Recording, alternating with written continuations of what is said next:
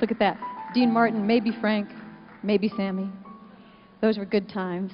Look at him. This was his this was the first night that he went solo. And you can see the people who were, you'll see in there, it's Jack and Trotter who owned the Sands, and you'll see Jack Benny, Debbie Reynolds, everybody's there. But, oh, and that's Ginger Rogers. I knew right then that that's what I wanted to do. I wanted to come up on the stage and sing this song for you. Un aprile strette, strette come tutto belle passi già sotto il cielo di Roma. Don't know what the country's coming to. When in Rome, do as the Romans do. Will you on an evening in Roma? Welcome back. I'm here with my guest, Deana Martin. She is at the Seneca Niagara, and we're having a nice discussion about Hollywood, and yeah. The Rat Pack was a big part of that. Big part. Uncle Frank Sinatra, Uncle Sammy Davis Jr. It was amazing. Those guys were amazing. I managed to have a conversation with Sinatra a couple of times, and he was very down to earth, you know, very businesslike, and I mean, but not, in a nice way. He was a very nice guy. He was smart. You know, he was really a brilliant guy and always wanting to learn more. And he was always so kind with me. Gave me my first singing lesson, really.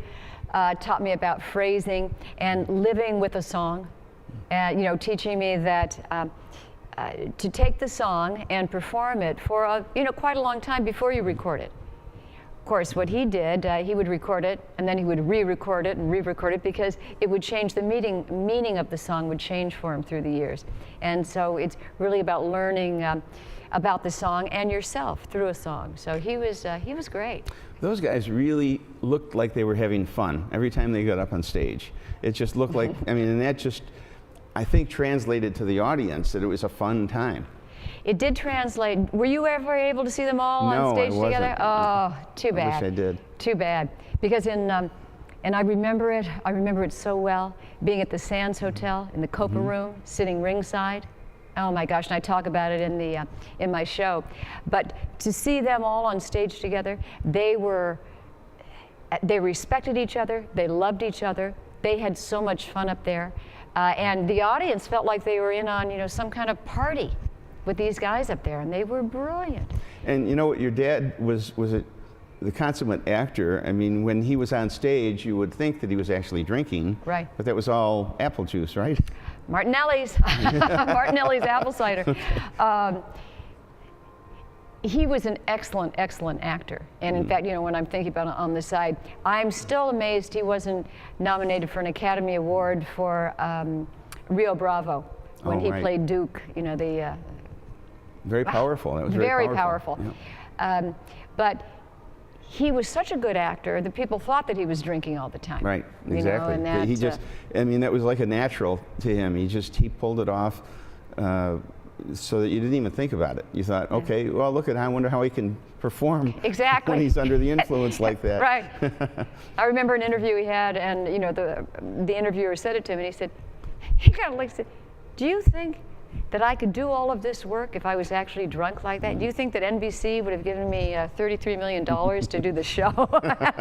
You know, and he said, but that's okay. I was a big fan of the Matt Helm movies. Those were very fun. Yes, they were. What do you think his favorite was in terms of the genre, both the pleasure of playing a part, and then again what he thought was his best part, the two different things?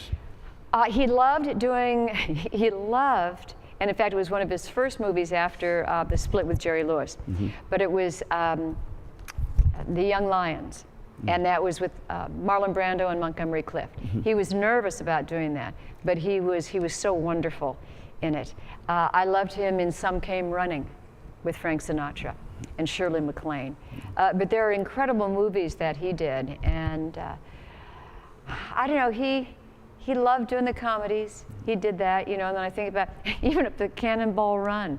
But he had 60 movies under his belt, so he was amazing. And you grew up with the Rat Pack basically in your living room. Yep. When you talk to people who aren't in the business or who haven't really met many celebrities, does it kind of make you think about how unique it was to be where you were and experience that as a child? It does, because it is unique. I mean, I grew up with Tina Sinatra, Nancy Sinatra, you know, Anita Montalban, Desi and Lucy, you know, Junior, and quite a lot, you know, and the Mitchums. So quite a lot of my friends, you know, their parents were huge celebrities also. Liza Minnelli and, you know, Lorna. So it was, that was common for us, that we would, you know, come home and there would be Frank Sinatra or Andy Williams or, you know, Tony Bennett. That was normal for us.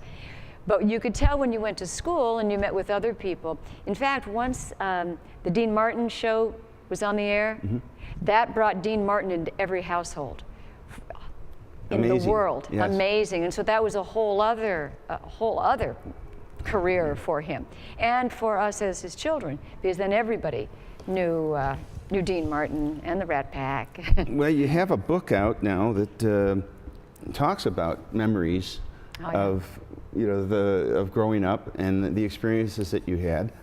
Tell me a little bit about the book. The book is a bestseller, and it's fantastic. We're making it into a movie, but I'll talk about that in a bit. But it's filled with stories of me growing up with my dad, actually, and you know, my whole family. But it's just a loving look back at my life and his life. And Jerry Lewis wrote the foreword for it, and it's beautiful. It tells everything about, you know, a young girl growing up, and especially being Dean Martin's daughter, and what went on at home. And it shows that everybody's life is really pretty much the same. We all go through the same things in our lives. Ours was just a little more glamorous, but it's about life. And I have people come up to me at book signings and they say, you know, I read your book and I love it, I couldn't put it down. And these are, you know, 17-year-old girls or 75-year-old men. It just touches everybody, and it's a great book. You don't even have to be a Dean Martin fan to adore this book. Of course, I've never met anyone who wasn't a Dean Martin fan, but. One of my favorites. Certainly, I grew up with him and the people around him. It was, and I think you can safely say it was an influence on the people growing up. Oh, yeah. To see those things. You know, before we had video games and before we had the internet, TV and movies, for my generation anyway, that's how you got your window to the world. That's right. And when you saw movies, it was a little bit like, well, this is a little slice of reality that, you know, you can relate to, whether it was World War II or whatever subject they were playing at the time. Combat. Yep. Oh my gosh, combat. Which is one of the nice things about this station. We have all the classics. We run Bonanza and Hogan's Heroes and Gilligan's Island and oh my all the gosh. Perry Mason and all these great things. So it'll be my new favorite station. there That's you great. go, Me TV. Yeah. We're going to take a quick break. We're going to have one more segment with Deana, and we'll be talking about a movie.